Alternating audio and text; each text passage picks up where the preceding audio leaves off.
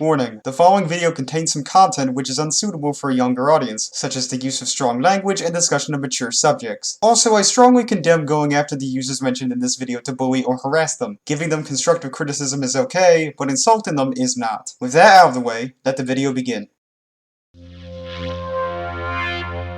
Heyo everyone, Chameleon Yoshi Bro here. Even with 2020 being an awful year for many across the globe, I have to admit that things haven't been as terrible as I thought they would be. Of course, a lot of things still happen, which did get me riled up, at least initially. We've got the epidemic of groomer artists, anti-maskers, police brutality, the slow descent into fascism, and worst of all, cuties. One of the many things that made this year a downer for some was the removal of DeviantART's old UI in favor of the new Eclipse format. Let me tell you, I was one of the people who wasn't on board for this. In fact, I actually had a script planned for a rant on this forced update, due to the general bugs and grievances I had towards it. Speaking on it now though, I think some of the layout issues have been improved or fixed. I would still prefer something closer to the original DA, but I've dealt with this formerly alien design for months now. If you're gonna leave solely because of a layout change, that's kinda pathetic and short-sighted. With that, I might as well review another batch of DeviantArt users. Some disclaimers and changes to keep in mind though before I start. Firstly, I strongly oppose going after any of the accounts I tackle, especially the ones I am more critical to. Some of the artists may be newcomers who shouldn't be faced with such pressure in the slightest. Even if not, you're not going to do any good if all you're going to do is hurl a bunch of insults at them. Trust me, social media can be disastrous for mental health. Just see all those people who decide to attack random people through the use of reaction memes because they don't like something they posted. One of the few facets of cringe culture that hasn't fully died off, sadly. What I'm saying here is that if you deem somebody's art to be subpar, it's not a justifiable reason to bombard someone with hate. While I may be harsh to them at times, don't use this as a reason to go after the targets to cause a ruckus. Secondly, please keep in mind that I'm no professional when it comes to the critiquing art, nor do I aim to be completely objective for the most part. Obviously, what I say here towards the users or their art are solely my thoughts. I'll try to stay as unbiased as possible. A few jokes and comparisons will be made still. And finally, I am phasing out the rating system which was used in the first two DeviantArt specials. Not only because it sounds like a slam to profiles which I don't take a liking to, but also since again it's not very helpful to the user. If any of the artists happen to watch this video, please don't take any of my misgivings as a personal attack. I wish nothing bad to happen to you and would love if you continue your craft. It's best if you take the criticisms into account though. If you disagree with me on something, feel free to mention it. Anyways, let's get cooking with these artist reviews. And hey, I'm in a Rocco's Modern Life mood at the moment. Not just any Rocco mood though, a Chameleon Brothers mood. Well, lucky for me, an account exists to fulfill it. Silver Kitten X9 has you covered if you're in the need for some kooky Rocco chameleons. Many artists have what they call comfort characters, or just ones they draw a hell of a lot of fan art of. Bonus points if it's for a relatively obscure character or franchise. If you know me well enough, one of mine is Dinko from Pet Alien. To be fair, just about any green lizardy character is one I'm gonna love. That includes the Chameleon Brothers. Got one of my own, plus a similar yellow alien weirdo alongside him. But back to the art. She draws the chameleons, but with a twist. She has a series concept very much akin to Yoshi's Island. This includes having a colorful cast of chameleon buddies with varying traits. If someone were to make a Yoshi's Island animated series, I would be happy forever. Though of course if you're gonna follow that formula, you need the babies too. Hopefully they're not as obnoxious as Baby Mario in the actual games. Honestly, I just care about the chameleon aspect of it. Though I do like the idea of them being caretakers of the infants. Just got to make sure they take care of them well. Of course, no artist should solely get by off of fan art for one franchise, especially if it's not a trendy one. Silver does fan art for a variety of different cartoons, such as the Powerpuff Girls, Camp Lazlo, and Space Goofs. Not to mention, some of the characters in the Chameleon series, such as the babies, count as originals. I myself do enjoy the simplicity of a lot of it. It's amateurish, but in this case it's pretty charming. Her work has improved significantly in the past year.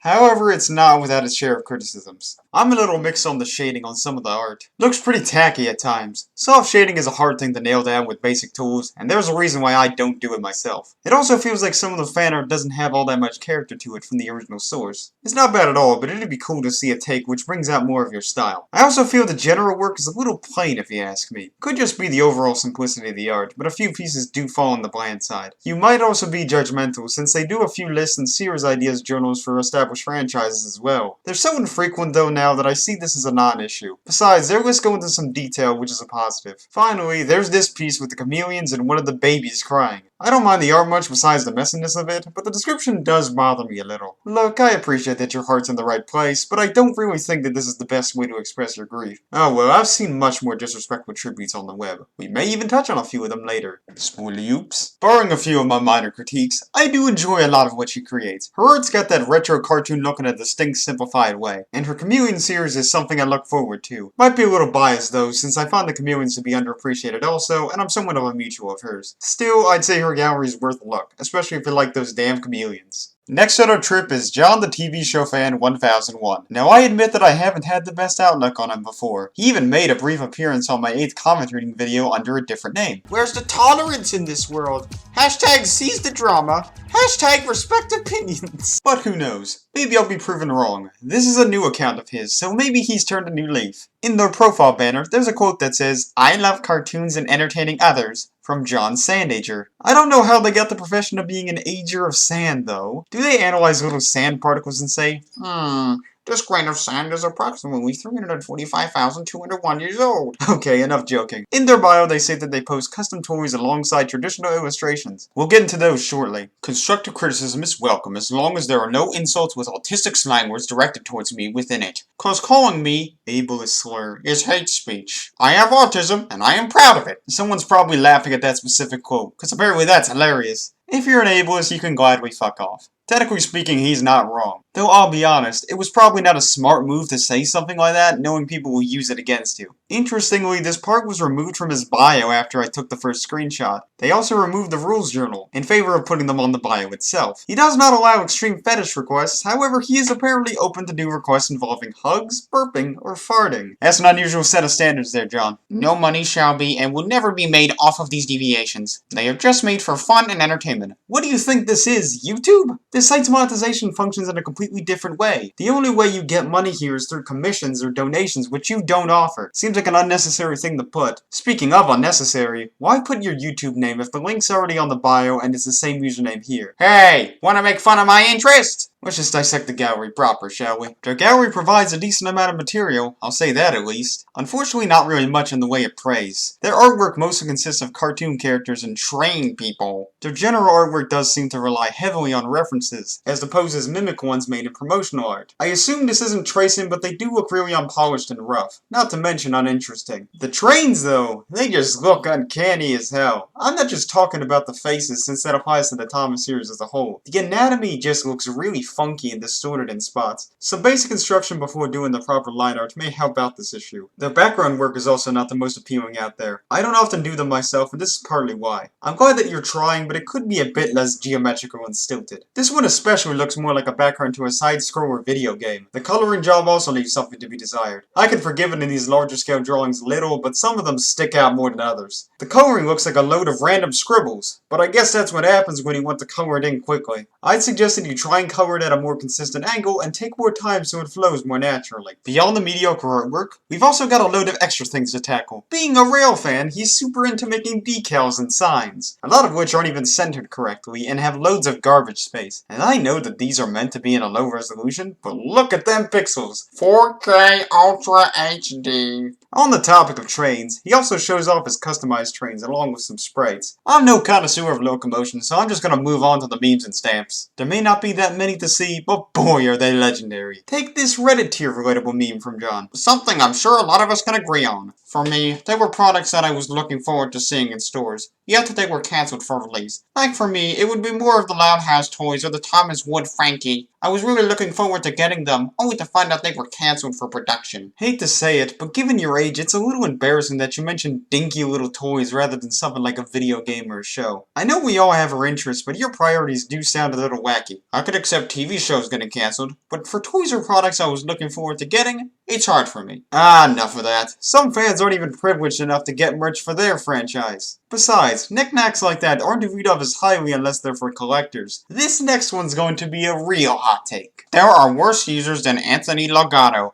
Wow, what a controversial opinion! Yeah, I'm not kidding. John decided to title this stamp that like it really was an unpopular opinion. The description should provide some useful insight on the matter. It's something that's been bugging me for a while. I'm surprised no one has made a stamp on this. Given Anthony's relevance is far lower than that of someone like Chris Chan's, why are you surprised by this? Why are people still bitching about A-Log's Chris Chan commentaries? That's old news, and the guy is done with Chris in general. He wants to move on from all that. Gee, it's not like ranters haven't moved past them either. When people bring up A-Log in a more modern context, they mostly use it as a comparison. He was infamous for his critiques on Chris since his own actions were seen as similarly bad or humiliating. The term A-Log has become synonymous with users who signal negatively towards infamous people, while either doing other laughable acts or just wanting to look good. You should know this because people have called you one on multiple occasions. A-Log is a person most of us choose not to give a damn about now. You know what makes this even better? The fact you're trying to suck up towards them when I mentioned the rank community has moved on already. You failed at that too because you didn't even tag them directly. You just linked their profile. Saying is more pathetic than Chris Chan is like saying George Carlin is worse than redacted World War II dictator. It's a dumb argument and an awful comparison. I don't think you understand the topic. Who even says now that A-Log is worse than Chris Chan, especially in regards to the present day? I would appreciate a citation since you failed to provide an example of such that is recent. Speaking of smooth-brained comparisons, I prefer DeviantArt Eclipse over Kappa. What the hell even is the correlation between the two? One's a layout redesign, and the other was an update on a pre-existing law directly targeted at YouTube for violating established conditions. Both are changes to the sites, but the means are entirely different. With YouTube, they had no choice. Again, hopefully the description may explain better. To be honest, I don't think DA Eclipse is bad at all. If anything, I consider it an improvement. It's a million times better than Kappa. At least Eclipse isn't taking away the comment section, having the users set their art as for kids, or making the website kid-friendly. I mean, that basically shows how incomparable the two are. Yet again, who is even saying that Eclipse is the DA equivalent to Kappa? I know some crazy said something, but it doesn't sound like a popular viewpoint. The rest of the description is nothing too objectionable, so I'll move on to the next. Wow, neutrality with Mr. Enter. How could anyone think like this? Before you start typing in the comments, let me explain.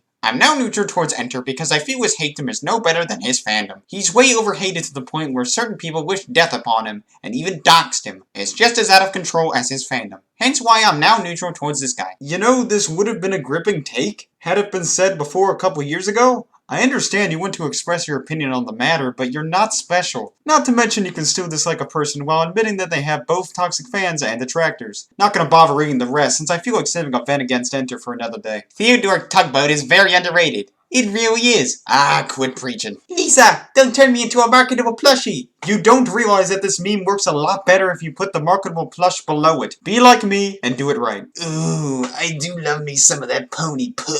But believe me, we have yet to read the most godly stamp of them all. Not all Karens are crabby and mean. Oh boy. Hashtag not all Karens. It's true. I should know. Now you most likely have been hearing the term Karen a lot on the internet. Well, I find it to be very overused and stereotypical for the following reasons. 1. I know 2 people who are named Karen, and they are very nice people to talk to. Alright, so your experience with real people named Karen is a reason why you don't like the term? You do understand that this is a nickname we give specifically to disgruntled white women who project their authority onto others. Whether that's trying to own the liberals, going against masks, or just making shit up sounding like a manipulative asshole in the process. I know that nuance and stuff is hard to identify if you're neurodivergent. I should know since I'm on the spectrum like you are. But really, are you that tone deaf that you fail to understand that we're not waging war against people actually named Karen? 2. Using it as an insult for women who are crabby or mean is very disrespectful to those who are kind and happen to be named Karen, like the aforementioned people I mentioned. Oh, so you do sort of understand what the term means. Okay, why are you still this defensive over a goddamn name? I can't speak for those people, but I don't think those women would give a toss about the label that much. Even if they were concerned about being called a Karen in a defamatory sense, it's not intended to be disrespectful towards them unless they fit into those parameters which I said earlier. Seriously, do many people think that all women named Karen are just like Karen Plankton from SpongeBob SquarePants? Cause I obviously don't. Wow, did you really just name a cartoon character presumed that this umbrella term refers directly to her? Talk about pathetic. You don't understand the meaning because you didn't even bother to do research on the matter. Besides, it doesn't make much sense since the computer wife isn't even that naggy or ruthless. Maybe if it were from that one episode Karen 2.0, I would kind of understand, but what did the OG Karen even do that would correlate with the actions of your stereotypical Karen in real life? That's all I've got to say about their gallery, but how about the additional text posts? For the most part, these are nothing special, but there's a select few which I'll read. If you're wondering about my recent stamp about Karens, it was more to express my feeling towards the use of that word and how it was used. Redundant, much? If anyone unfollowed me on DeviantArt because of it, please take note that I would never use it to describe anyone regardless. I just want to clarify that. Yep, he still doesn't get it. Hey, here's my childhood shows! I will link a bunch of DeviantArt accounts to do the same as me. Now, I know I'm going a little off track here since this is a DA special, but I feel like covering his YouTube for a little bit. Given how long this video will be, I'm giving myself some leeway to divert to other sites very briefly. He apparently has 2 channels. The main channel, under the same name, focuses more on his custom trains and some little series, alongside some voice auditions for various characters. Hey guys, this is John here. Back again on our John's Here Customs. This time, we've got Lady and the Gold Dust Truck in celebration of Thomas and the Magic Railroad's 20th anniversary. Made from the motorized wooden relay. Just add a lot of detail to her. I had to repaint her a lot of the time with this sort of plum color. Add the gold to her headlamps. Actually, the white there. The bulbs. Black inside her funnel. Add some front windows, as well as the lining at the front. Strange hobby, but I've seen much uglier customized toys. Again, I don't care about trains. Fortunately, he does have a second channel named John the American Dude 1997, where he gives his thoughts on things like Eric Makrashek and Chris Chan, along with a bunch of Drew Pickles adventures. In this journal promoting the account, he apparently labels it as 18+. Also funny how he says that they will be uncensored, but then states a ton of things that he will either censor or not include. You be the judge on if this warrants an 18+ warning. The following videos on this channel are intended for ages 14 and up. Oh, never mind. 14+. John, consistency please. I also love that makeshift prop you made since you couldn't be bothered to use actual editing software. In all fairness, it's competently constructed. He is known on DeviantArt as Molly Hale is my friend and has many fucking pictures in his gallery of copy and paste art, including copyright animated characters, or as MSGH Hour on fanfiction.net, which he writes some questionable fanfics. I mean, besides the occasional spurt of profane language, this is really tame even under this age bracket. At least this should work nicely as a sleep aid. But wait, we're not done yet. How about we take a peek at his Twitter? I'm making a fanfic crossover between The Loud House and Jimmy Neutron Boy Genius. Nope, not gonna read that. Not unless I make a follow-up. I had to delete my Discord account for personal reasons. By that you mean you were mocked occasionally on some of the Discord servers you were on. I was in a couple of them, and I knew exactly what was going down. You didn't take the feedback well at all. Speaking of which, he apparently wasn't going to start a new on there until he got 200 subs on his main YouTube channel. That backfired as he would rejoin anyway. What goal did you have in mind with this? If you couldn't handle being on those servers, why couldn't you have just left and stuck in the servers you were accepted in? Your mindset makes zero fucking sense. But yeah, that's really all I want to say about John. On the whole, he's a jack of many trades, but a master of none. Just about all his content is deeply flawed in some way, or offensively bland. But I do have some advice for him as an artist. You at least understand that references are useful when drawing various characters. How about you look into art tutorials? Especially with cartoony stuff, as that seems to be what you do the most. That way your work may show signs of improvement and have some form of distinction. A good start will be taking my advice on using construction. As for the stamps and memes, just stick with what you know. Your hot takes are really skewed or based on an outsider's worldview. Like you don't get the point behind the topic or the format. You have potential, man, but alas I don't have the highest confidence. Wow, I spent a lot of time going over just John. Be prepared to get used to that. Anyways, time to get political! Here's I Am the Unison. With that pretentious username and being the oxymoronic Anarchy King, we're in for a fun time. I could also make the overdone Australia joke with the profile picture, but this guy's American so that wouldn't be fitting. They're a noble activist. He loves the shit out of anarchism. This user is rather old news though, since their last deviation was posted 5 years ago. I think the CIA actually got him. Enough talk, let's just read their bio. You try to knock me down, but I rise again. Like a phoenix from the ashes, always shall I rise. Try to play me 1,000 ways. Beat me, shoot me, stab me, blow me up. Still, I do persevere. Not anymore. Fuck it. Let's skip to his interests. Favorite visual artist? Me. As if I needed more proof of your narcissism. Favorite writers? The Founding Fathers. I assume you referred to those who made this nation as it stands today, but a fair warning, this will sound really weird when we look at his gallery. Favorite games? Revolution. Which kind? The home front or the Dance Dance variety? Oh, are you referring to this board game specifically? Most likely not. If you mean actual Revolution, that is not a fucking game. Tools of the trade, truth and knowledge.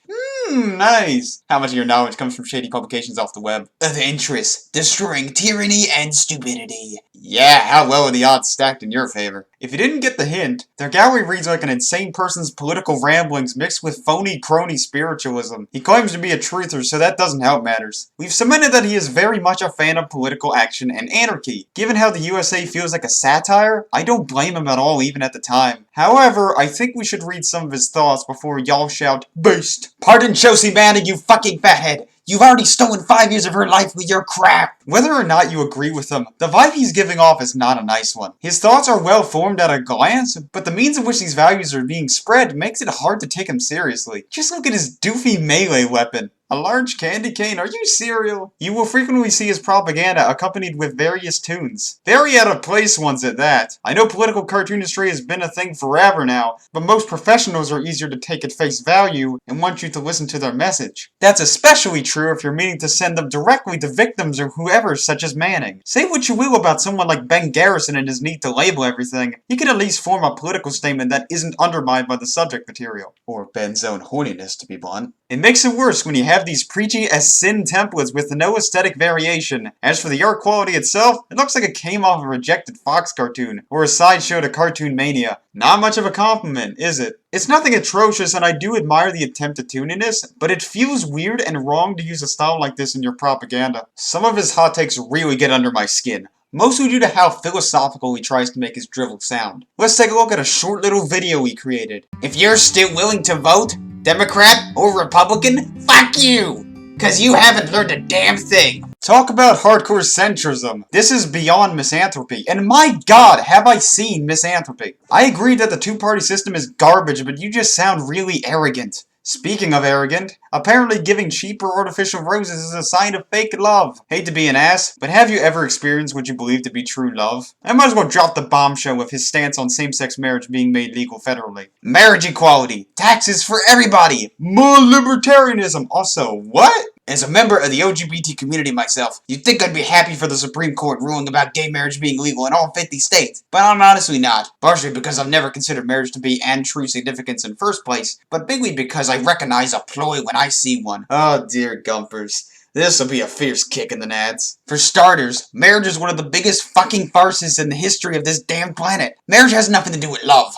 If it did, more than half the marriages in this country wouldn't end in divorce. Blah blah, I think we get the point here. Now honestly, this one doesn't read too terribly, and I can agree with a lot of what's said here, forgiving how loaded it all sounds. This is not the only image he made about the gay marriage debacle though. This one however is an even stupider take by linking it with the Trans-Pacific Partnership Agreement. We've been dated since we left that by the time Trump was sworn into office. Well, Americans have once again fallen for the old bait-and-switch maneuver and foolishly turned a blind eye to the federal government undermining our collective authority. Everyone was so fucking excited about the Supreme Court gutting the 10th Amendment by decreeing that gay marriage was legal in all 50 states, until nobody paid any attention to them railroading fast track of TPP through Congress under our fucking noses. I'm no genius or anything, but this sounds a bit far-fetched. Look, screw the government and all, but this already sounds nonsensical. TPP, that ultra-secretive, job-killing, anti-environmental, bogus trade agreement that everyone with a fucking brain who actually pays attention to current events was super pissed and concerned about, has been passed. I guess the job-killing part makes sense from the perspective of an America First type person, but how is this anti-environment exactly? If it has to do with China, India, and Japan, they're heavy polluters regardless. Most of India's pollution comes from people shitting in the streets. So congrats, America! Now gays and lesbians can legally get married while this country's independent sovereignty is sold out for fucking pennies. I know some of you are ignorant on what this means, but let me try and spell it out for you. Our foreign sovereignty is gone. Our government is now legally owned by the fucking banks and corporations. To be fair, that part's at least sorta true. Let me tell you though, it's been steadily getting to that point even before the TPP was conceived. He then proceeds to call this globalism and a gateway to Sharia law, cause we need some of that stupid right-wing fear-mongering. You can also tell he's really not a fan of democracy, funnily enough. In the descriptions he links some articles and YouTube videos related to the subject. I'm not gonna bother with any of them, and I'd hazard a guess those videos have mostly been deleted. Just gotta show this comment from the first one I read. I'm not in the mood to read it since we'd kinda be getting off track with the user in question. With that out of the way, let's offend even more people. Apparently we have Christianity and Islam duking it out, whilst Judaism's all full of itself. Really opened my mind, dude. For all the conflict that exists between these religions, the reality is that they are all just three sides of the same triangle. The religions are separated by differences in culture and variations of the mythology, but are ultimately nevertheless the same damn religion. I'm gonna need a religious scholar on that one, but I suppose you do have a point that those religions are technically related heavily to each other. Finally, we get this hot take on the September 11th terrorist attacks. I'm not even gonna touch this one, and quite honestly, I'm done talking about him. In conclusion, his gallery ends up exposing a lot of his half-baked socio-political viewpoints in a really condescending and confusing manner. Sounds like he's a riot to have at parties. It's not even worth laughing at, it's just depressing.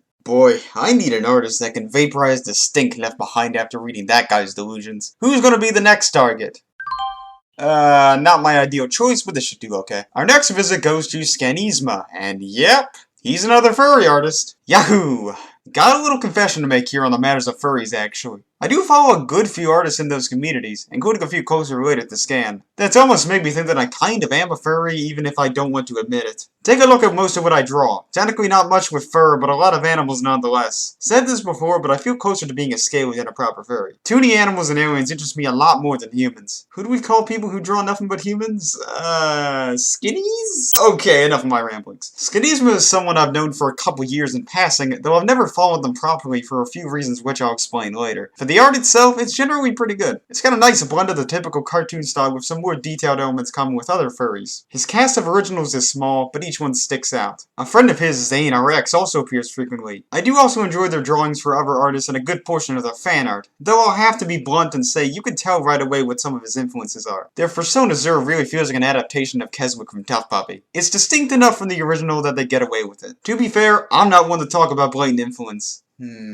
So their art is decent overall, but I am a little iffy on some things. If not, there's some things that may bother others. Think of this like an Entropolis situation. Even though I complimented the art before, I admit that it doesn't play the best to my tastes. Not crazy much variety despite the various designs. I still like the art, but seldom do I follow artists who solely do furry stuff. Most of the ones I do follow are either friends or do something besides basic furry things. I also get some off vibes with a select couple status posts. Gotta love the use of woo on this one. A few of the other ones are on the more emotional side, seemingly doubting themselves. It's looking better now, but it is a little discomforting. And lastly, I think we have to peel this band-aid off now before it stings even more. Something that makes their gallery hard to recommend, especially for those who are outright opposed to fetishy or slightly suggestive content. It's not like feed or inflation though, but something a little more basic. Undie pant. Now I myself have a tolerance for most kinks, and this is no exception. And even then, it's not even real explicit in this case. Worst part about it is the inclusion of the bulge and all that. I don't feel the most comfortable talking about it myself. I just thought I'd mention it since art of that kind is relatively abundant on their gallery. I can give a similar warning to various other furry artists within the space they're in also. Kind of a funny subculture of the furry fandom. It's tame as far as kinks go, if it even counts as one, but I can see why this would bother some. As far as art of this type goes, this stuff is pretty tame. Ignoring my small amount of gripes, their art is well done toony furry stuff. If you're into that kind of thing and have a tolerance for the accursed undie art, I'd say his gallery is worth browsing. I might as well name drop the artist duo Jordan Fretched in here too, since their work is similar but in my eyes better executed. Both accounts I do recommend checking out given those conditions. It's obvious that they're kind of a niche artist who appeal most to a subsection of cartoony furries. Solid stuff all around. Well, this script's already my longest to date, and I've only gone through half of the profiles so far. Might as well make an announcement that I'll probably be live streaming in the near future. Whether that means reacting to stuff sent to me, or playing a game like Roller Coaster Tycoon 3, it should be worth looking out for. Anyways, let's return to this dissection of profiles. Next on the list is Zero Paladin XV4. You can already tell by their profile pic and banner that they're a huge heckin' weeb. I don't know where to actually begin. Doesn't help when I look at their bio, or more lack thereof since there's nothing on it. So I had to go in blind. Zero's gallery consists mostly of fill-in memes, which is an unfortunately common sight on DeviantArt. Not just that, but we also have screenshots and stolen promotional art to boot. Some very specific source given to the image's origin. I can't call them a genuine artist given it's such an insignificant portion of their output. Even still, the fill-in memes do offer a lot to cover. Most of which, however, show off his salty aura and irrational hatred for certain characters and shows. Looking at this action movie cast, we can already tell some of the things he loves and hates. He also has an all-star verse meme which has a list list of shows he loves to death. Unsurprising to see the Loud House here, but shockingly he's more defensive with some other properties like Amphibia, Mau Mau, The Owl House, and Big Hero 6. These are what he calls true cartoon heroes. Even in his top 10 best animated series list, he titles it True Cartoons. Zero's opinions are the only ones that matter, I guess, if they're the only real cartoons. Regular show, get the hell out. SpongeBob, poo-poo. Ollie and Scoops, more like Ollie and Pooper Scooper. Don't even get me started on 321 Penguins. Ugh. And boom. Coin high is garbage. All of these cartoons are fake. As for the characters he actually hates, it's a long list, most of which have a petty reason behind why. One of those is the Kanker sisters because they took Kevin, despite admitting he was a jerk. He also has a thing against Teen Titans Go, which seems a lot more on brand with typical cartoon complainers. Predictably, he calls the Titans villains. Well, Shiro might be better than TGG Beast Boy because he's hot and sexy and deserves to be a better idol. Hopefully it's not that Shiro, dude. Also, Zero made the tired, what if TTG got cancelled wish? Remember, the answer is in you. The comments, no surprise, are godly. The Teen Titans Go fanboys and girls would scream their asses off in devastation. TTG isn't a TV show. It's literally someone's creamy fanfiction that is nothing but the Titans' personalities butchered from actually mature characters to straight up 5-year-olds. Super true. That's the reason that TTG means nothing to me. I would have a celebration by throwing a picture of this show in a fire. Make it happen! Please! I can't stand Teen Titans Go! I know, there's a petition on change.org, but CN never listen.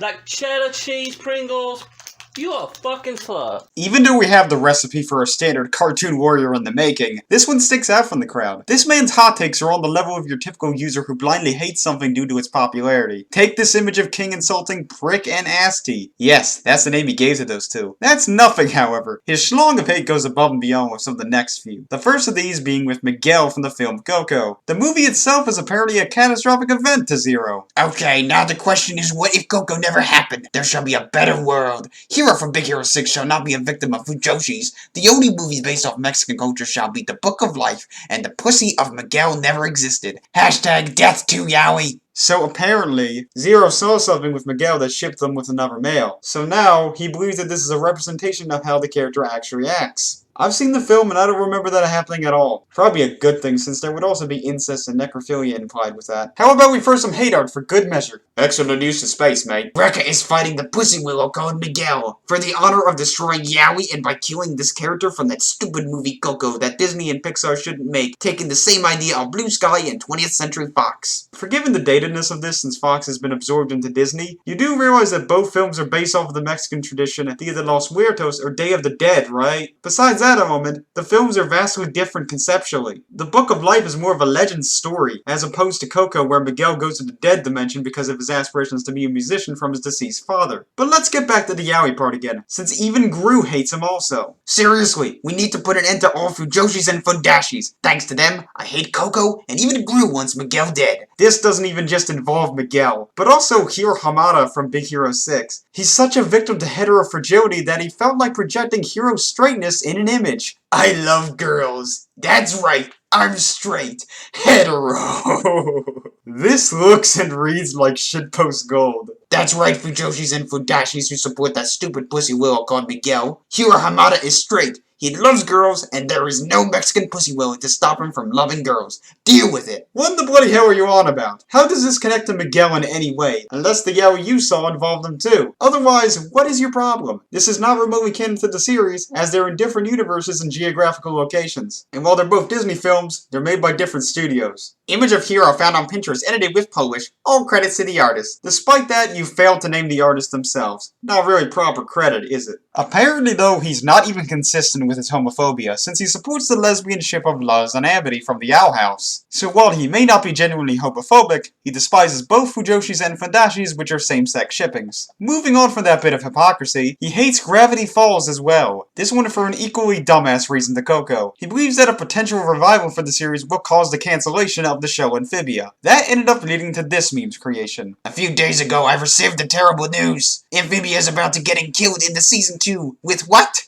Gravity Falls is about to kill Amphibia with the episode Wax Museum, but we are on time to save it from suffering the same fate that OKKO suffered because of Steven Universe. You're reaching for the stars with this one, I feel. Zero also made a petition over at change.org hoping to save the show. I could mention how that kind of support never ends up working, but it's already obvious since only 7 people signed the damn thing. Because of the petition's failure, he decided to make a crossover called Spark of the Amphibian Rebellion, essentially just crossing over Amphibia with another one of his favorite shows, Star Wars Rebels. While we're on the topic of SWR, he also aims to destroy Gravity Falls because of a bumper that aired 4 years ago. He goes into exquisite detail about this too, which is really pathetic and sad. But enough, let's see the goal of the crossover. Well, since my petition barely reached 7 signs, I got this plan B. An Amphibia and Star Wars Rebel crossover with Ezra and the Rebels in that despicable episode Wax Museum, where Alex Hirsch killed Amphibia. It's time for a true crossover, starting written on August 8th, 2020. Alex Hirsch killed Amphibia? You lie! Oh no, he did, believe it or not. Alright, Zero, you can stay deluded into thinking that this episode will kill off Amphibia just for gravy fills. The last notable show he has a hate boner for is Steven Universe. If you want to know how much he hates this show, they take up 75% of the 2 evils that should disappear. Hell, 4 of the 5 monsters in this meme are forms of Steven. The team of the true cartoon heroes, with the Transformers anime character, against the girly enemy and his team in the match of the century. Ah yes, cause being girly is a sign of weakness. Not surprised to think that given your past hints of homophobia. Steven also ends up trying to capture Luz. Wait, what the dinko is up with her shirt? Simple. This girly idiot kidnapped Luz, and now Ada and King are coming to save her. Okay, so the scenario's pointless if they end up being freed in the end. And just like with Miguel, Rekka's going to beat Steven up. In Wakanda, apparently. Damn, I guess the pandemic made the MCU even stranger. It might just be that I didn't bother looking that much, but he isn't as vocal about why he's against Steven Universe as well as the others. I've shown earlier that it may have a similar reason to his grudge with Gravity Falls, though apparently racism is also involved. Racism makes me so angry! People that is racist, including Rebecca Sugar, and most important, Donald Trump, make Unikitty angry.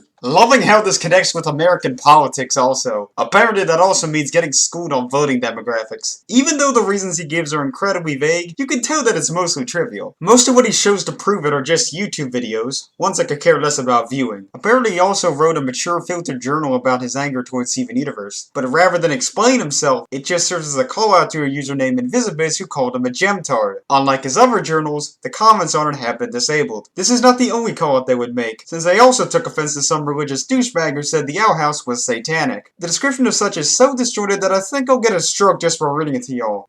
Probably foreshadowing. While we're on the topic of journals and status posts, he also sometimes makes scripts for stories, this one just serving to satisfy his hateful cravings against Miguel once again. The last thing I've really got to show is that he made 2 posts showing off his new avatar, the second of which is just the image alone with no comment given, but the image on both is the same. So to conclude my review on Zero's profile, he's a raging cartoon elitist with some really spiteful dislikes. He cares a lot about his favorite shows and treats others like villains with nonsensical justifications. I'm not expecting much to change with his attitude in the coming months, since he's a grown-ass adult whining about such menial bullcrap. I shall move on, since even thinking about this diehard crazy has given me a headache. Next up is Sarah Valela, a lovely princess in Pernambuco according to herself. Kinda coincidental that the last few profiles I've looked at have been from Latin America, with Sarah coming out of Brazil. As such, I won't be too harsh on her for the poor grammar in her bio. She does love eat candies though. Apparently the birthday isn't consistent though, as the profile says it's on August 13th, but her bio says it's in September. Not sure which one is correct, not that it matters in the grand scheme of things. How about the art itself?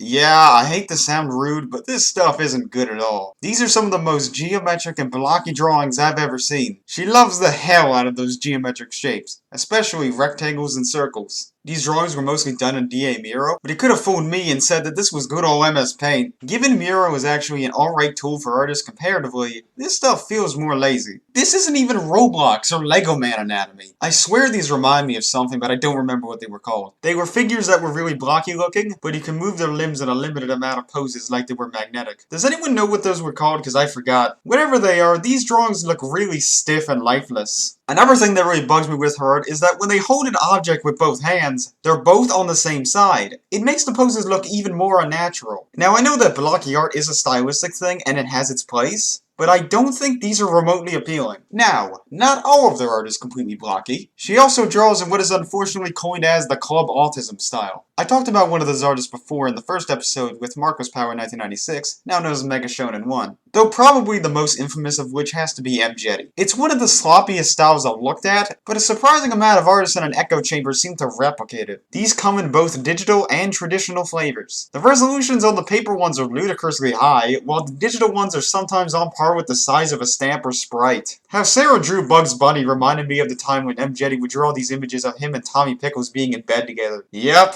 I've just unleashed that on Wholesome Filth. And yeesh, I thought Marcus Power's Betty Boop looked ugly. This is somehow even uglier than that. But enough of being rude towards the art quality. Again, the art being poor doesn't mean the person behind them is bad. A lot of their uploads consist of fan art for the Mario series, over 600 deviations in total. We have a Paper Mario, which looks more like a Lego Mario than anything else. We also have a rainbow of Yoshis. Oh, and just in case him carrying a watermelon wasn't enough, she also drew the same thing but with other types of melons. However, from what I've seen, I assume most of the Mario fan art is in celebration to certain holidays, not just with anniversaries or other days surrounding the characters, but also real-world holidays, including minor ones such as Pizza Day. Whoa, SMG4, be careful not to drop those NES cupcakes. Also, look at Bowser's boxy shell. That looks more like a checkered rug than anything else, or a bathroom towel set. She also has a folder fittingly titled, Me, with over 1,000 posts with nearly identical subject material. Guess she is the princess in her universe after all. Plus there's this folder called Lights and Colors, filled with a load of miscellaneous assets. The amount of folders on her gallery feels a little excessive in my eyes. So many in fact that I had the screen recorder page so you get the idea. Doesn't help when Eclipse makes scrolling through them a more tedious task, since you used to be able to just scroll down to go through all of them. Most of these folders have a really small amount of deviations inside, some of which just having a single post. Not all of it being fan art either, since I found a couple disturbing macro fanfics in a few. But instead of reading those, let's look over some of the miscellaneous posts located within these obscure folders. Well, it's nice to see a tribute to the iconic Chadwick Boseman of Black Panther fame, though what's with the spiky things coming out of his hair? It sticks out in an obtrusive way, quite literally. The description itself's really bland though and doesn't sound like she's paying tribute that well. But oh well, I guess it's better than nothing. Impressive balancing there, DK. I didn't know you could balance a diamond egg on your fist like that.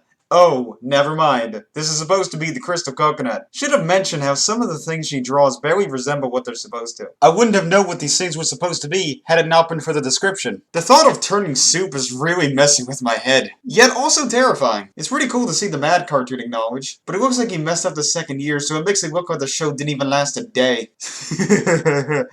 Their expressions have offended me. Silly Tom and your L-shaped mouth. Oh, come on! You couldn't draw Greg and Holly? Instead you just used one of the drawings from the books? Wait, there's another Greg on her gallery, and it's golden. Seriously, what a wasted opportunity that you didn't draw him a second time. This is probably your best piece. Thomas likes the green guy so much, it's like his face wants to leave its body. Looks like it creates some blob booty. More charming than John's train, surprisingly enough. Talk about random product placement. Corporatism really has gone too far. Happy 25 years of that one browser people used to download a better one. You know, like Netscape. Oh, what the hell is this? There has to be a reason for its creation. After a fun night at slumber party, Bugs fell asleep so much pillow fight. Next day, upon awakening, he was imprisoned by Sam, the pirate, in the hold of the ship and about to be tortured. Poor Bugs Bunny, but enjoy. Was expecting something stranger or creepier than that. Though this Sam sounds a bit different from the actual Yosemite Sam. Finally, it won't be complete until we look at a few journals. Only going to talk about two for this one. Firstly, they kinda doxed their college, which I have scribbled over the name of since I valued their privacy. And like many other deviant artists this year, they made something about Eclipse telling them to keep the old green site. The reason she gave does confuse me a bit, since the ability to check notifications was removed, just that the watch notices were separated. That's what I assume they're talking about anyway. One last thing of note, she does have a YouTube channel under her name as well. The content, however, is all in Portuguese, so I'm unable to provide any commentary on them. From what it looks like, it's mostly just YouTube poops and story stuff. To put it simply, Sarah's rather standard when it comes to poorly drawn art, give or take the absurd blockiness of it all. Learning some form of anatomy or construction beyond basic shapes may help her art improve. That would also mean putting more time into these pieces, which would not suit the best for the time she wants to celebrate a special day. Not that I expect her to improve her skills this much, but we'll see how the feature fares. As it stands, I find the art pretty ugly and a little too simple. Though of all the artists I've critiqued negatively thus far, they seem to be the sweetest one. She just looks to be a joyful person in general, unlike the others who are either short-tempered or just plain annoying. I wish you luck, Sarah. We're at the second to last artist before we end out this episode. Before I review them, I have some questions to ask the audience. Do you like Yoshis? Do you like the punk rocker aesthetic? Do you like Stronk Yoshies? Okay, maybe that last one's a hard sell. Whatever your preference, that's what you get with the user Mick Taylor. I'm going to the land of France with this guy, and his bio states that they specialize in furry and muscle art. I won't be reading the rest, but I'll leave it here so you can pause the video and read it for yourself. While their bio is far from misleading, I'd say his art falls closer to scaly territory. But, I won't argue semantics here. Whichever you call it, I can definitely say it nails at being cartoonish. Vibrant colors and details make his pieces pop out. It's a good mix of simplified cartooniness, with a hint of semi-realism in the details. The backgrounds have the same amount of liveliness, though the details are much more subdued. In this case, I think it works perfectly fine. A lot of his art is beach-related, which in itself is a simple setting, though a lot of his pieces take place on a transparent backdrop, so basically none. He's got an assortment of Yoshi fan characters on display, though, unfortunately, I will say that most of the designs look uncannily similar to each other. Now, I do like the designs themselves in their regular form, but besides their clothing, they're hard to distinguish. Thankfully, the artist has created subfolders within the original characters section, which can help identify them better. These characters have evolved a lot in design from their older forms, which were much closer to being Yoshis than geckos. Though I do have a soft spot for the mid-2010s period. It's simpler, but still clean and full of charm. The rubber fan art's also pretty well made and sticks out from the original source in the same way the Yoshis do. Other posts include variations of the Uncle Sam I Want You meme, photography, and screenshots for games like Gmod, Skyrim, and Minecraft. Now while I have praised his gallery so far, I can't fully give the thumbs up on it due to the reliance on burly bods. It's just as well done as the rest of what's drawn and the details are spot on, but it's not something I'm that into. Though again, it could always be much worse than this. He's also got a folder titled Fetishy Feet Paws, which I won't show anything located inside it for obvious reasons. Even still, I really don't want to kink shame. Back on the positive side though, his folders are well organized and none of which look to be pointless. To be fair, I guess having a core membership and being able to make subfolders helps. Won't be reading through his journals or other text posts since most of them are either announcements, contests, or promotions. That's really it with Taylus. Much like Skadizma, he's an artist that fits under a niche. Though this time it's with muscly reptiles. Besides that, I do think his gallery is pretty good, but just heed with caution. Sorry if I don't have that much to say with the positive reviews. Sometimes it's hard to describe why you enjoy something, especially in cases like this where the art follows a similar theme. Still gotta give the spotlight to the more talented artists, since DA has a reputation of being a place where the lowest effort art gets a lot more appreciation than it should. Finally, we head to our last subject left to discuss. This one will be a beautiful train wreck. Oh wow, like alien companions. Much like with Eric Makrashek, I've almost considered doing a video on him separately. However, I've decided to cram my thoughts on him at the end of this since I needed a satisfying finish. Though to be fair, I could have said the same for John. The user in question goes under the alias Alexis45678. Oh my god, he's going to the count! That is way too much intelligence for this world to handle. But enough of my trashy overreacting. I think our best starting point is with his bio, which is mostly just rules. Hi, welcome to my Deviant page. Well, that's a description that applies to you real well, as we'll see. Here's my rules. 1. No loud cess and SML fandom allowed. Wait a second. How are these two related enough that they're part of the same rule? 2. No Javi Suzamaya's fandom allowed. I had to look up this user as I'm not familiar with them. Looks to be a popular comic artist who does a lot of Loud House fan art. No elaboration for why the specific user's fans are prohibited from viewing their profile though. I even tried searching up the username on their profile and I got nothing. 3. Don't call me a boomer ever again. Okay, boomer. 6. No social justice warriors, cartoon justice warriors, and alt-rights allowed. That's some good use of horseshoe theory. 7. No Plotagon and Go Anime community allowed for being a cyber killjoys and cyber monsters, which are mixed up downfall into the dark side without warnings of Jedi Order except for Anakin. I'm sorry, but what the fuck did I just read? Something about drag and drop video creators ruining people's enjoyment over the internet and them joining the Jedi forces? I don't even know what crap you're spitting out anymore. 8. No child hate them. And preschool show hate them allowed for being worse than the Banijewski Order and holy shit, more babbling about the Jedi Order. What did the kiddie show hate them do to you? Did they make fun of you for liking rubber dubbers or something? 9. No Trumpsters allowed for being a xenophobic and supremacist without warnings of Jesus Christ. Jesus is the only one who can decide who is the master race, or alternatively, who can be xenophobic or supremacist. 10. No groupies of real-life villains and criminals allowed for being a opinions bashers. Seriously, what are you even on about? An opinion is not a sentient being. This is some user group mentality we have here. 11. No SpongeBob's hate them or mysterious Mr. Enters, ableist or fast bandwagon allowed, which are mixed of blah blah Jedi blah blah Anakin. 12. No communism of fascism users allowed. You see, they're more than just supporters. They are users. The last two rules are relatively standard, so that's all I really got for his rules. We've already established a concise list of some of the many things he dislikes right away. Talk about being a god of the cringe community. We just want to sound as cultured as possible. Or, you know, being an A-log. Given how despicable a lot of the rules were, and how many of them repeated themselves, that's not a good sign. No surprise that the gallery also ends up sounding even more insane and mind-bending. It's like an even worse version of I Am the Unison. I'll get into what his obsessions are soon after, but I'd like to talk about how his images are formatted. They're all structured and read like shitty propaganda pieces. These feel like the kind of thing you'd see on the Cursed Boomer Images Twitter account at times. If not for the positions he holds, the cheesy and ugly presentation of them all. Graphic design was his only true passion, I see. With that comment out of the way, let's review some of the topics he does obsess over. The rules already gave away some, like his hatred for Trump, the alt-right, social justice warriors, communists, and fascists, along with other socio-political jargon. Let's just say that what he fantasizes over goes all over the map. And it's not just with political viewpoints, but with numerous personalities, communities, and interests. There's so many of these that I don't even know where to start.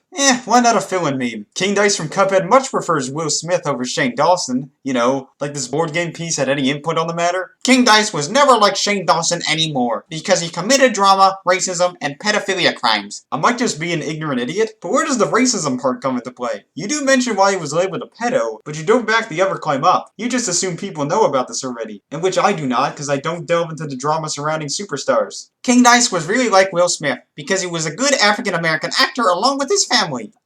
King Dice is not an actor, nor is he black. If what you meant by that was his voice actor's Alana Bridgewater, that'd make more sense. And that means Shane Dawson must be getting arrested and sentenced to jail for being a white supremacist, pedophile, and internet criminal, and his fandom should be never existed ever again. For real, everything you say is super inspecific and vague. Also, like Unison, he links to a load of videos or articles affirming his point. And don't credit to Shane Dawson for sexualizing Willow Smith. Wow, not even for the photo used. While we're on the topic of pedophilia, let me see what he's got to say towards Netflix's latest blunder. Netflix was cancelled for Cuties. So wait, does that mean they're not cancelled anymore? After Cuties was released, Netflix was cancelled forever. There's this one word that sounds a lot better in this situation. It's a little word called were. Was implies that this doesn't apply anymore. And that means Democratic Party must be redeemed for disgusting pedophilia like a Jeffrey Epstein. Wow, nice kowtowing to your political affiliation, bud. You really are riding with Biden. Wait until we realize that a lot of members of the DNC are in on this pedophile operation. Looking at you, Bloomberg. Still, how does this connect with just one political party? Most of the people in power calling for its cancellation are conservatives, you dipstick.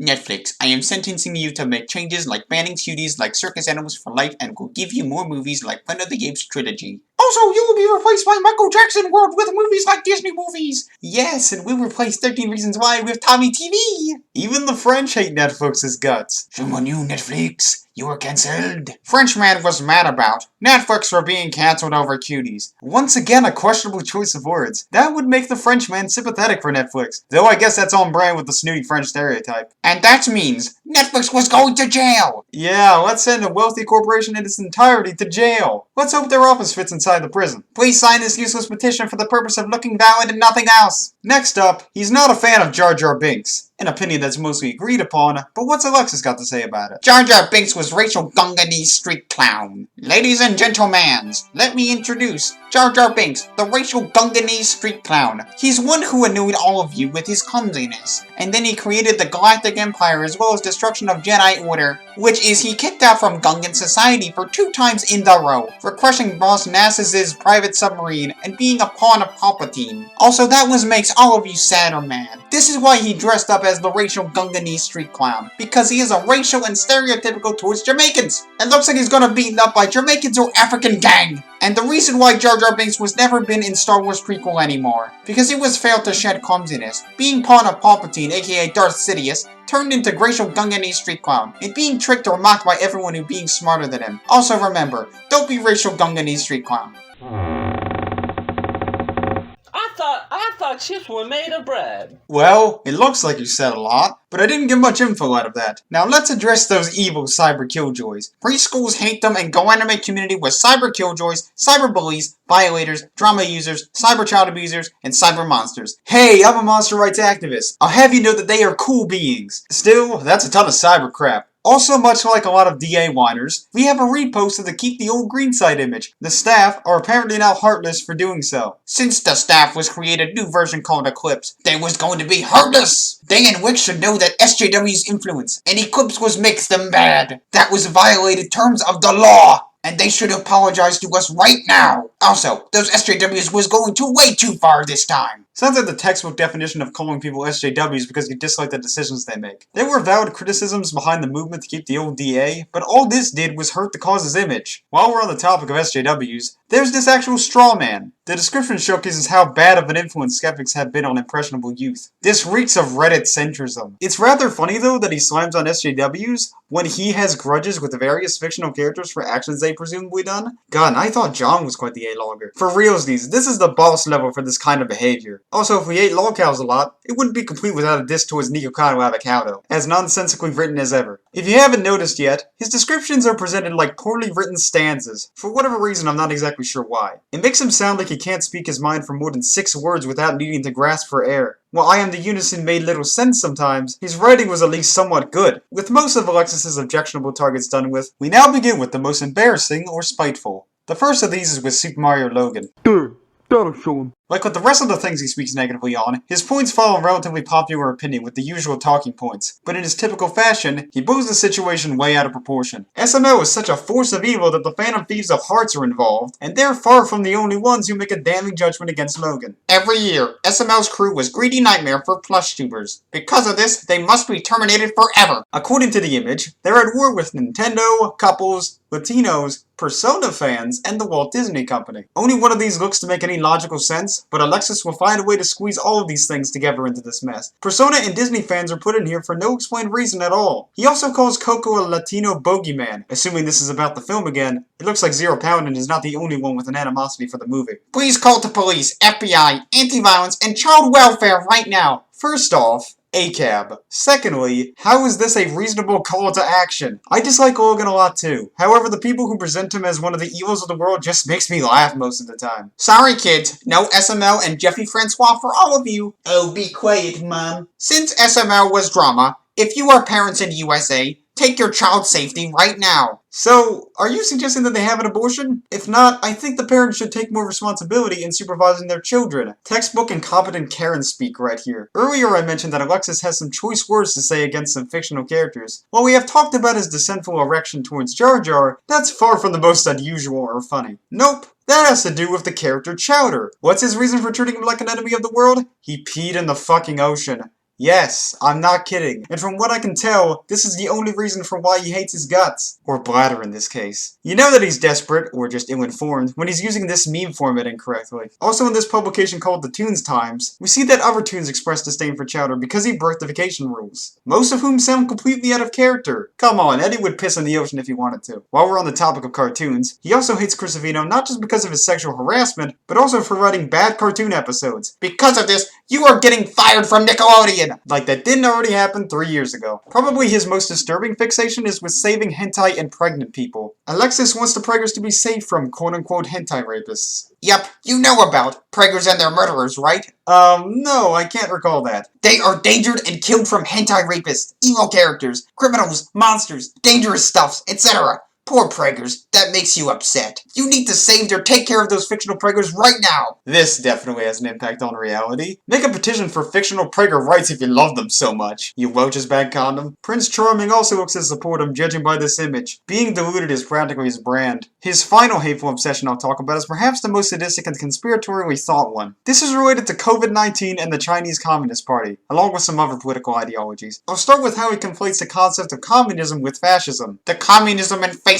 was a monstrous dictatorial political parties. Communism is an ideology, not just a party. It's also not inherently dictator-driven in nature, but go off. All atrocious monsters should not be existed ever again. Which includes far-right extremists, criminals, religious bigots, and the Illuminati? Everything should be restarted. Oh, boo-hoo. The world isn't sunshine and rainbows. Anyways, now to the COVID stuff. I'd imagine there is a pro-COVID movement out there, probably in Florida. But how do the Paul brothers and James Charles fit into it? They aren't even putting the tags, yet they simp for the Democratic candidate so hard as Biden-Harris 2020 is in there. When a simple image doesn't do enough to express his point, he will sometimes project his anger into GIF format. He's done this with Jar Jar Binks and Saving Preggers, but these next two really deserve to be read as they provide some insight on his twisted thoughts. Blame COVID-19, because it ruined everything such as delaying movies and video games, closing schools and supermarkets, killing everyone in the world, etc. Since they're at the bottom, I guess the deaths of the virus are seemingly less important than shit getting cancelled or delayed. That was makes you upset. Why such a grand and joyful choice of font? Didn't know being upset was so elegant. Better yet, why are the fonts so inconsistent anyway? Protect your body from this deadly virus until the sun will be saved you in the summer. I assume you believe that the summer sun will cure the virus? Given summer's over now in America, and the virus is still rampant,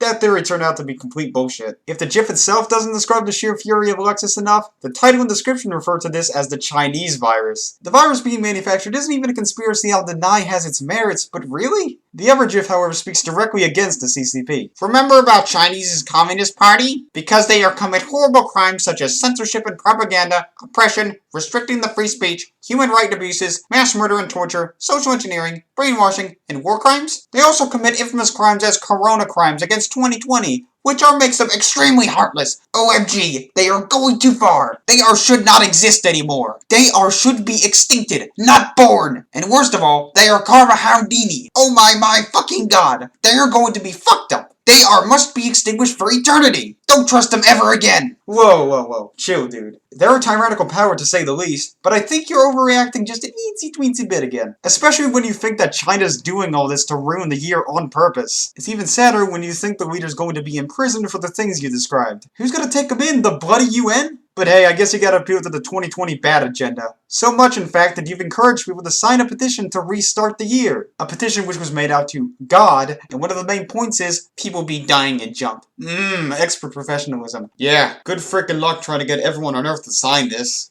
Yeah, white people being dying and junk. Also, I'll fill you in on a little secret. The Communist Party of China is not entirely communist anymore. They're just very authoritarian. Thank goodness that we're almost done reviewing the gallery. The last notable thing I have for this section is focused around these messages ordered in majority by fictitious beings. With the single color filter that's applied and the godly anguish, these feel like they came from a shitpost bot of some description. Not a sane human mind. Message from Gumpers. Let me sniff Welch's bag, please.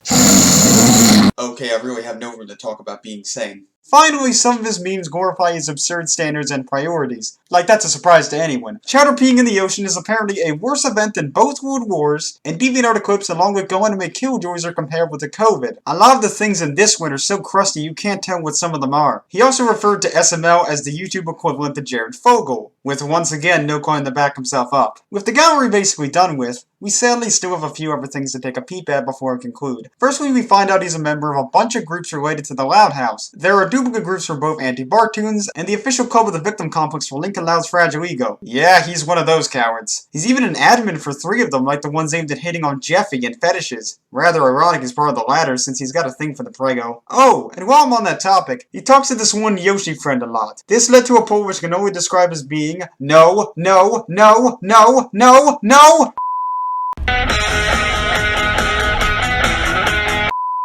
For real, what the hell is up with you? Pedophilia bad, but only if it's not with friends. Moving on from that unfortunate double standard, there were even songs in his journal section. A lot of them were supposed to be sung to the tune of the Oompa Loompa song from Willy Wonka. And if you want to see more ramblings against Eclipse but in song form, he's got you covered. I don't even know how I'm supposed to sing this, so I'm just gonna show the lyrics. One of them, however, speaks against hentai, which weirds me out since I thought he was a defender. Blame the crappy grammar of his for that one. The final thing I'll show you is a comment he left on a drawing telling everyone to wear a mask. Hey you, look at this anti-communist stamp I made. What does this have to do with anything? Because Chinese Communist Party was responsible for destroying 2020 and killing Rick May with corona bioterrorism, war crimes, brainwashing, censorship, mass murder, yada yada yada. Here's proof. Kiwi reacts sarcastically to Alexis's reply, in which he proceeds to throw some ad-homs and blocks them. By this point, I was expecting that. Phew. Now we're done with Alexis counting numbers. What a total disaster of a profile this was to cover. He pretty much ticks all of the boxes when it comes to A-dog behavior. And on top of that, some brain-dead conspiracy nonsense. Nothing he says in his statements are close to being coherent. And a lot of his reasoning is completely smooth-brained. Their thing for preggers is also disturbing and possibly stalkerish depending on how you look at it. A lot of their posts are so bad you could have told me this was a troll and I'd believe you. Especially since a lot of his images look like one of those deep-fried memes. Thank Dinko that I'm now done talking about this chump, and I'd say that this was a good enough closure to the installment of DA profile reviews. God damn, this was a long video to write, record, and edit for. Over 13,000 words spoken within the course of an hour. This would have been in 5 parts had I not verified my channel. Anyway, we've gone through a good amount of accounts today. From niche hobbyists, to a wannabe critic, to some misanthropic and unwell political pundits and animation purists. Also a furry and a blocky princess. It's been a wild ride, that's for certain. DeviantArt still remains an alright platform, even if the user base sours its image. It's sadly the only semi-reliable art platform that isn't directed at furries. Thank you all for watching this video, and I hope you enjoyed it. If you'd like to stay informed about my future content, be sure to subscribe and or follow my Twitter. You can also find my artwork there, alongside DeviantArt itself and occasionally Newgrounds. See you next time, and have a good night. Now if you excuse me, I have to take my child's safety.